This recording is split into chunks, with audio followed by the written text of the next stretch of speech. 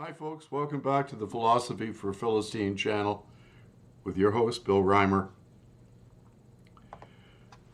Again, I'm going to ask my dear listeners, please read the blog in its entirety, watch the podcast in its entirety, or you won't understand what it is I'm driving at. But this one is important, and it's something that came to me over many years and listening to many lectures by psychologists, and of course, also by reacting to, if that's the right word, responding to thoughtful comments that my friends have made regarding my thoughts about postmodernism, cultural Marxism, and our current cultural zeitgeist. So, let me proceed. Mojo Willie, that was me in the old days, the erstwhile joking blues musician, died in Norway in 2014. Every single warning I've been sounding since has proven to be practically prophetic, and I ain't no prophet. Two things astound me about that. Firstly, what I saw that alarmed me, anyone paying attention ought to have seen. And secondly, how ineffectual the church has been to be the salt of the earth, even as postmodernism and radical cultural Marxism has utterly undermined the Western world. We stand on the brink of World War III, with a former KGB spy at the head of NATO, a senile neo-socialist leading the free world, the fascistic EU forcing its insane green energy religion on Europeans, which has resulted in war, an energy crisis, and a looming food crisis, and an utterly incompetent and corrupt UN, which is impotent in the face of all of this, even as our former ideological enemies, Russia and China, are shifting global hegemony to the east. Yes, this is giggle-worthy. Giggle-worthy stuff, even as we Westerners argue about which pronouns ought to be used to describe people with gender dysphoria. We are screwing ourselves. But let us examine together why. The left brain is useful to examine what is known, the finite, the specific, and the particular. But it fails to take into account what the right brain knows, but cannot express. Why? Because the faculty of speech resides in the left brain. I cannot make this point clear enough for the majority who are unfamiliar with this. This is why our ancestors thought metaphorically. They created mythos to describe phenomenon that the left brain cannot accept nor comprehend. Jesus warned his disciples that he came speaking in parables, and he did so for good reason.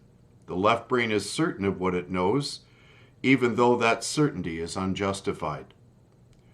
So let us examine metaphorically why postmodern materialists reject the very ontology which has made the Western world possible while succumbing to the most primitive superstitions. As we examine this, please keep in mind that the left brain's function is to act as an emissary to the right hemisphere, since it does not possess the capacity for speech on its own. That is, the right hemisphere does not. It was the famous psychologist Carl Jung who was one of the first to identify that archetypes exist cross-culturally, which represent what he described as part of our inherent collective unconscious. What are Carl Jung's archetypes? According to Carl Gustav Jung, archetypes are patterns that repeat themselves and the collective unconscious of human beings. This could be in the form of dreams, stories, art, or even in myths, including religious ones, which don't seem to have cultural boundaries. These are then seen as universal and thus embody a hereditary factor of the human psyche, a factor which cannot be denied without becoming pathological. Jung's first findings link the archetypes to one's cognitive, emotional, and behavioral tendencies that make themselves more apparent at certain points in time. However, when one displays these traits depends largely on the culture that one is raised in. Carl Jung breaks down this theory in his book, The Archetypes and the Collective Unconscious. This publication takes a close look at the collective unconscious, which is something shared by all people throughout the history of humanity in this author's opinion. Besides, you'll find an analysis of popular stories and other cultural and artistic representations like the Mandela, for example. And I'll post the link to the article that I am reading from or taking excerpts from below this part that I'm reading. For the sake of this discussion, we will focus on two archetypes most pertinent to the discussion. The father. The father archetype stands for authority, protection, and discipline, just to name a few facets of this figure. Associated with order, dominance, and productivity in stories, the king often represents this character. A healthy father image manifests itself, as Jung intimated, as the good king, and when that archetype isn't properly integrated into our personality, it manifests itself as a tyrant. The 20th century, now I'm injecting my own thoughts into the article, which I've actually done throughout, but nevertheless I'll show you the article. I will link the article from which I'm drawing this part of my talk from, below it. The 20th century has provided us with more than sufficient examples of such in Lenin, Stalin, Mao, Hitler, Pol Pot, etc. However, in spite of all the postmodern assertion to the opposite, this is not what we are seeing today, which has become endemic, a feature which is now endemic in Western society. It is not the dominating feature of our society. It isn't essentially patriarchal. So let's look at the mother. The mother archetype embodies unconditional love, someone who is both nurturing and compassionate. In children's books, this figure often appears in the form of a fairy godmother who has magical powers.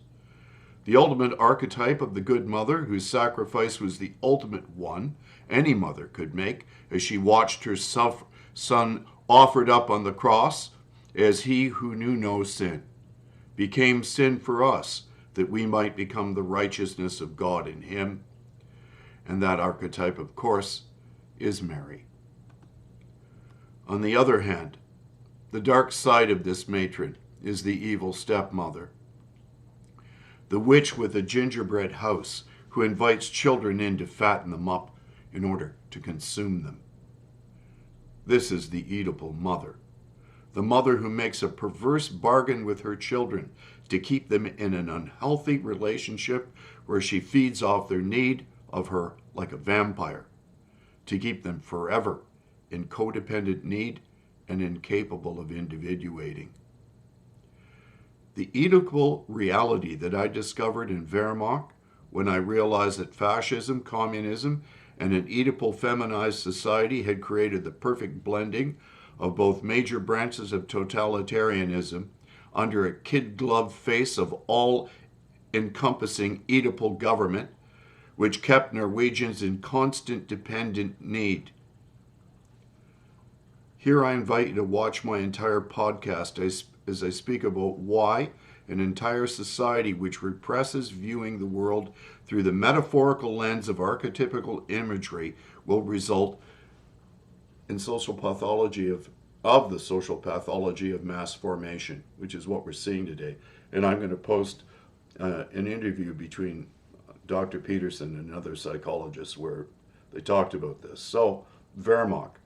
What is Wehrmacht? Wehrmacht is a hydroelectric station above the little village of Rjukan in Telemark, Norway. The valley is so deep that Rjukan sits in that no sun shines down into the city at certain times of the year because the mountains on either side are too steep. So they had to put a mirror up in the hill to shine light down on the city square so you could sit on a park bench and get some sunlight. But it was in Wehrmacht where the Nazis were making heavy water in order that the Germans could make the atom bomb. So, of course, when I lived in Norway, I was fascinated by the resistance, because twice these guys managed to get down an impossible wall to the river and up another impossible wall into the hydroelectric plant and blow up the machinery that made deuterium. Twice. No one got killed. They got in and out. They didn't even have to kill a Nazi. Unfortunately, the Germans rebuilt the machinery. And the third time, the guys knew that the heavy water was going to get shipped to Germany. So they had to blow up the ferry that went across Tinshu, which is a big lake in Telemark, that needed to access over that lake the railhead on the other side of the lake, because they loaded the train car with all the deuterium onto the ferry. Sadly, the guys knew the people that were on the ferry that day, including women and children, but nevertheless, they felt they had descended to the bottom of the lake in order to prevent the heavy water from getting to Germany so that Hitler couldn't develop the atom bomb. So, needless to say, I thought these guys were heroes, which of course they are. So I wanted to go to the museum. My wife's cottage was on the other side of a mountain called Gaustatoppen. And so we drove up over Gausta into the little village of Rjukan and then up to the hydroelectric plant, which is now a museum today. And I wanted to see this museum that was dedicated to these freedom fighters. And I found something in the midst of the museum that appalled me, shocked me, in fact. In the midst of the museum, there was a shrine. And it was a shrine to the Bolshevik Revolution. And then I realized something very profound. That the freedom fighters weren't fighting for freedom, as most people in Canada would understand freedom to be, which means freedom from government. They were fighting over what version of totalitarianism they wanted. They were communists. Okay? So they weren't fighting to get the government out of their life. They were fighting over what version of totalitarianism they wished, whether that would be fascism or communism. The longer I stayed in Norway, the more I realized that both sides won. The government had created the perfect blending of fascism and communism, where the state controls everything. But it wasn't the state of patriarchal tyranny. It was a state of kid glove totalitarianism, of the Oedipal mother that seeks to turn all Norwegians into wards of the state. Over 60% of them work directly for the government and the bureaucracy in some other form. There's no possibility of shrinking the size of the government in Norway. And right now we see all their amazing hydroelectric plants forced to sell their hydroelectricity, even though Norwegians voted twice, no to EU, no to the EU. The government sold them out anyway and became a part of this whole green energy fiasco that's caused an energy crisis in Europe. It's resulted in Europe getting into bed with Russia. And then at the same time they got into bed with Russia, they poked the bear and virtually ensured that Russia would would wage war against another European nation, which we see has happened.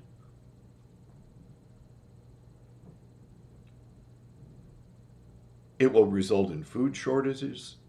We're on the verge of World War III. Putin is threatening nuclear holocaust. All of these things were so predictable. And all because people rejected a higher ontology other than looking at the world in a purely materialistic way. Looking at life as a zero-sum game. And believing that the government, that the state was the only one that could even out the playing field and distribute all things equitably. Well, as opposed to equitable distribution, we're seeing chaos and ruin of the feminized kind, because they even have the gall, as they worship Mother Earth and their green religion, to offer up human beings as sacrifice to save the planet. Gosh, I hope those are things for you to think and pray about. I know they give me pause for concern. God bless you. Have a wonderful day.